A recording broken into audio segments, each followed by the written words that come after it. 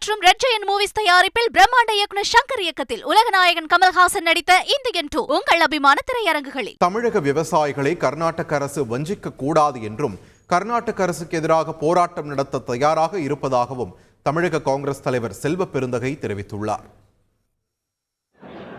சட்ட ரீதியாக உச்சநீதிமன்ற தீர்ப்பு, காவிரி மேலாண்மை தீர்ப்பு, காவிரி மேலாண்மையுடைய வழிகாட்டுதல் குழுவுடைய தீர்ப்பு, இதையெல்லாம் மதிக்க வேண்டும். தமிழ்நாட்டிற்கு கிடைக்க வேண்டிய உரிமையை கர்நாடக அரசு கொடுக்க வேண்டும். தமிழ்நாட்டு விவசாய பெருங்குடி மக்களை, வேளாண்மை பெருங்குடி மக்களை வஞ்சிக்கக்கூடாது. உச்சநீதிமன்ற தீர்ப்பை நடைமுறைப்படுத்த வேண்டும். மேலாண்மை வாரியம் சொன்னதை நடைமுறைப்படுத்த வேண்டும். இதில் காங்கிரஸ் கமிட்டி தெளிவாக இருக்கிறோம். சொல்ல போனால் கர்நாடக அரசுக்கு எதிராக போராடவும் தயாராக இருக்கும். 38 முறை பேசியிருக்கிறாங்க. 38 முறை பேச்சுவார்த்தை நடந்து விபி சங் கேட்டுக்கொண்டதன்படியில் 2 முறை பேச்சுவார்த்தை, 40 முறை பேச்சுவார்த்தை முடிந்து நீதிமன்றம் போய் நீதிமன்றம் நமக்கு உரிய ஆணையை வழங்கியிருக்கு.